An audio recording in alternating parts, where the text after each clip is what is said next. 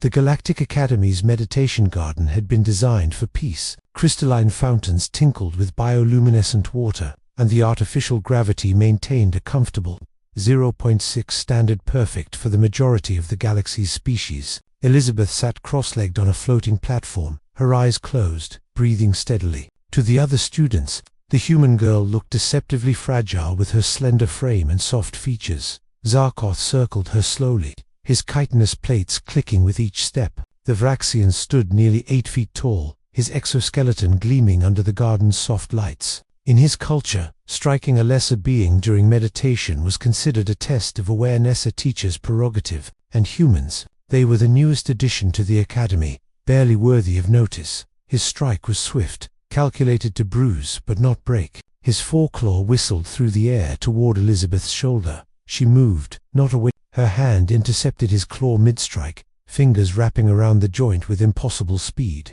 Zarkoth felt pressure, then heard the crack. His claw bent at an angle nature had never intended. "Rule 1, Elizabeth said, her voice calm as still water, eyes still closed. "Don't mistake patience for weakness." She released him. Zarkoth stumbled backward, cradling his injured limb, mandibles clicking in shock. Around them, students from a dozen species had stopped their meditation to stare. "Impossible," Zarkoth hissed. "Your world territies listed as barely Class 2 in the registry. Your soft body's fragile." Elizabeth opened her eyes. They were brown, warm, and absolutely terrifying in their steadiness. "Our world is listed as Class 2 because that's where we rank now. After we've tamed it, the evaluators never asked what it took to get there.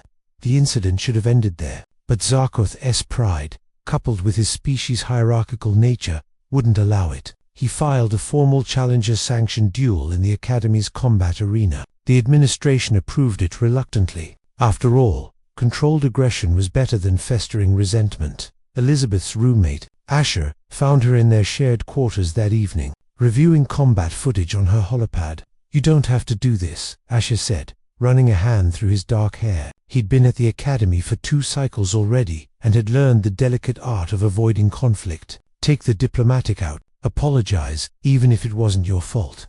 "I didn't start this," Elizabeth replied, not looking up from the screen showing Vraxian fighting techniques. "But I'm not going to run from it either. That's not how we survived the Permian extinction, or the Ice Age, or the Bronze Age collapse, or, I get it. Asher sat down beside her, his expression troubled. "But Zarkoth has reach, armor, and venom sacs. What do you have?" Elizabeth smiled, a predator's smile that had been refined over millions of years of evolution. "I have 4 billion years of ancestors who refused to die." The arena was packed. News of a human accepting a Vraxian challenge had spread through the Academy like wildfire. Most species had never seen humans fight, they'd only heard the sanitized reports of Earth's admission to the Galactic Council. A Deathworld, yes, but a pacified one. Tamed.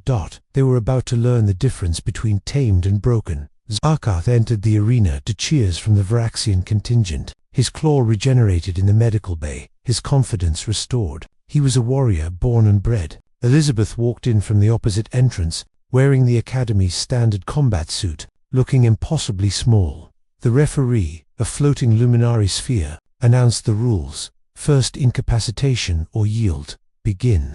Zarkoth charged immediately. Using his species-preferred tactic overwhelming force, his claws became a blur, striking high and low, testing defenses. Elizabeth didn't defend, she moved, flowing like water around his attacks, letting his momentum carry him past her again and again.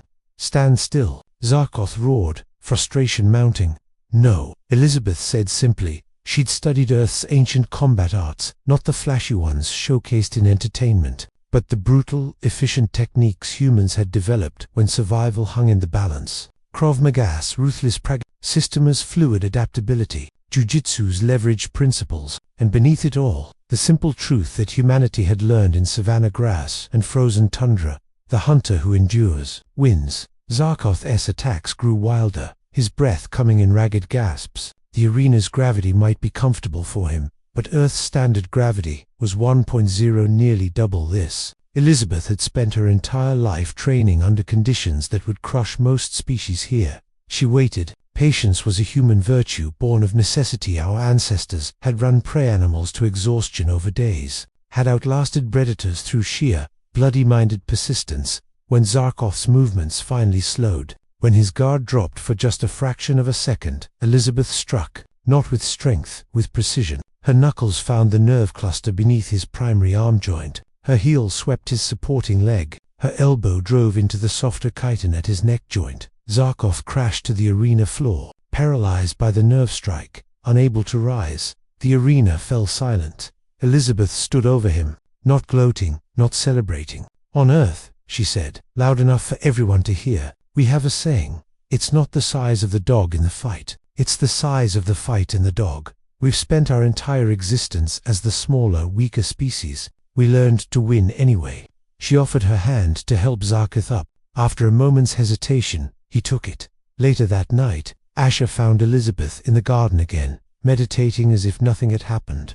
"You made your point," he said, sitting beside her. "The whole academy is talking about it. I heard 3 different species have already requested Earth combat techniques for their security forces." "That wasn't the point," Elizabeth said, opening her eyes. "Zarkov needed to learn that different doesn't mean inferior, and everyone else needed to learn that humans didn't get to the stars by being soft, and if he'd actually hurt you." Elizabeth's smile was gentle now, almost sad. "Asher, do you know what it took for humanity to survive long enough to reach space? We outlasted ice ages. We survived supervolcano eruptions. We endured plagues that killed half our population and kept going. We fought wars that should have ended our species, and somehow found peace afterward. Every human alive is descended from the humans who survived things that should have killed them."